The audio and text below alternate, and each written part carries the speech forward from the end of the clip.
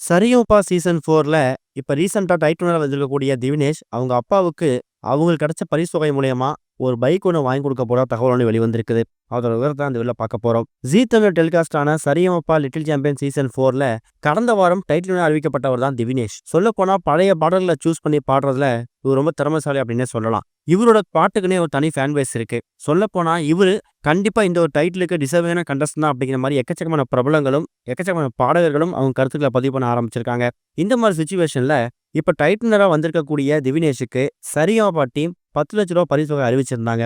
அதுல டாக்ஸ்லாம் பிடிக்க போயி மீதி ஒரு குறிப்பிட்ட அமௌண்ட்ட அவங்க குடும்பம் சேர்ந்தவங்கள்ட்ட ஒப்படைச்சிருக்காங்களாம்.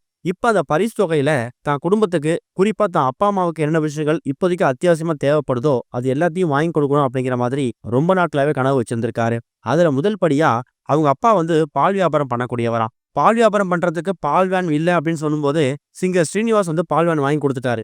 இது இல்லாம ஒரு தெருக்களையும் போயிட்டு பால் வியாபாரம் பண்றதுக்காக நல்ல ஒரு ஸ்கூட்டர் வாங்கி குடுக்கணும் அப்படிங்கிறது திவினேஷோட ஒரு கனவா இருந்திருக்கு. தெருக்கள்ல போயிட்டு வியாபாரம் பண்றதுக்கு பழைய ஒரு டிவிஎஸ் 50 மாரி பழைய டிவிஎஸ் எக்ஸல் மாரி வண்டி தான் வச்சிருந்திருக்காரு. அந்த வண்டியும் அடிக்கடி சர்வீஸ் பண்ற மாரி செலவு வச்சுட்டே இருக்குதாம். அந்த வண்டிய குடுத்துட்டு புதுசா வண்டி வாங்கி அதுல பால் வியாபாரம் பண்ணணும் அப்படிங்கிற மாரியும், சின்ன சின்ன தெருக்கள்லாம் வேன் எடுத்துட்டு போக முடியாது. அந்த மாரி நேரங்கள்ல இந்த பைக் தான் உதவிகரமா இருக்குங்கிற மாதிரியும் அவங்க அப்பா அடிக்கடி சொல்லிக்கிட்டே இருப்பாராம். இப்ப அந்த விஷயத்த மனசுல வச்சுக்கிட்டு, தான் அப்பாவுக்கு ஒரு பைக் வாங்குன மாரியும் ஆயிடுச்சு. அதே நேரத்துல இவங்க பால் வியாபாரம் பண்றதுக்கு, சின்ன சின்ன தெருக்கெல்லாம் போய் பால் வியாபாரம் பண்றதுக்கு, அந்த வண்டி தொழில் ரீதியாவும் யூஸ்ஃபுல்லா இருக்கும் அப்படிங்கிறதுக்காகவும், தான் அப்பாவுக்கு பிடிச்ச, தான் அப்பா எப்படி எதிர்பார்க்கிறாரோ அந்த மாரி பைக் ஒண்ணு வாங்கி குடுக்கலாம் அப்படிங்கிற மாதிரி தான் திவினேஷ் பிளான் பண்ணியிருக்காராம். இது சம்மந்தமா தான் அம்மா கிட்ட, அப்பா கிட்ட சொல்லும்போது, அவங்க 2 பேரும் சந்தோஷப்பட்டுருக்காங்க. தான் பாட்டு மூலியமா வந்த பணம் அப்படின்னு நினைக்காம, தான் குடும்பத்துக்காகவும், குறிப்பா தான் அப்பாவுக்காகவும் இந்த அளவுக்கு திவினேஷ் பேசும்போதே, அவரோட அன்பால இவங்க 2 பேரும் திக்குமுக்காடி போயிட்டாங்க. இது ஒரு பக்கம் இருக்க, இரவுக்கு என் மேல் என்னடி கோபம் அப்படிங்கிற படத்துக்கு அப்புறமா, இட்லி கடை அப்படிங்கிற படத்த தனுஷ் இயக்கி வந்துட்டு இருக்காரு.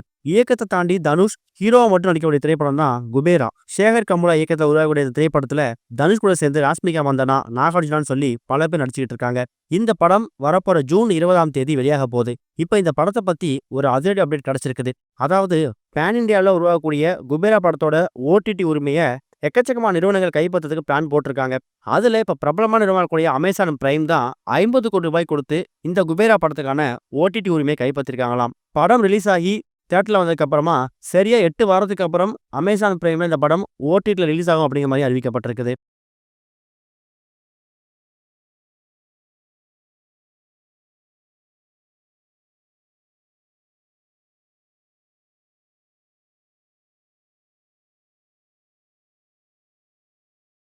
இதுவரைக்கும் கனெக்டிங் டிவிக்கு சப்ஸ்கிரைப் பண்ணனா மறக்காம சப்ஸ்கிரைப் பண்ணிக்கங்க. உடனடி அப்டேட்ஸ் பெறுவதற்கு நோட்டிஃபிகேஷன் பெல்லையும் கிளிக் பண்ணிக்கங்க.